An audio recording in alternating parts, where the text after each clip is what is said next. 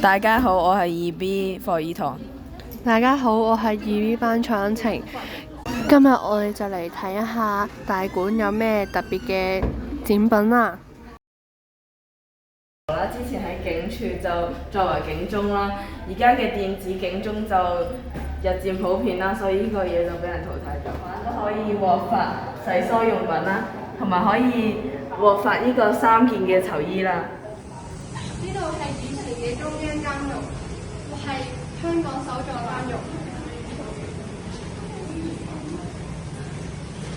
曾經係權力同埋合法性嘅象徵。呢個就係警務處長嘅衫啦，佢就有格仔餅同埋呢個紅色嘅警笛繩啦。即係呢件衫就係警長㗎啦，佢有3排同埋紅色編號肩章。呢件衫咧係屬於警員嘅，佢就係有肩帶啦，同埋黑色警笛單繩嘅。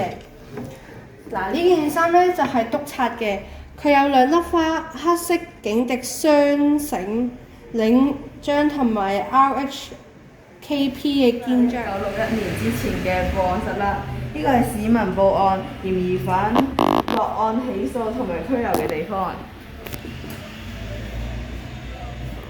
係以前俾警員理髮嘅地方，因為警隊對警員嘅髮型同埋長度係有嚴格嘅規定，絕大部分嘅警員呢，髮型係必須錄軍裝嘅。大部分嘅警署都有設有理髮師，理髮師俗稱係法官。設於中區警署浴室樓嘅理髮店中1941年嘅12月8號開始侵略香港啦。中央嘅警署持續遭受呢個空襲同埋損毀，警察嘅總部被迫咁樣撤往呢個中環告羅士打酒3年，蘭桂坊隨即倒數活動讓成人踩人嘅慘劇，最終21人死亡。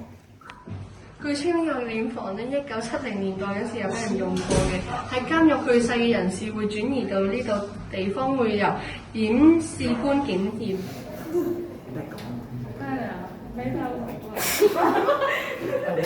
嗌救命啊！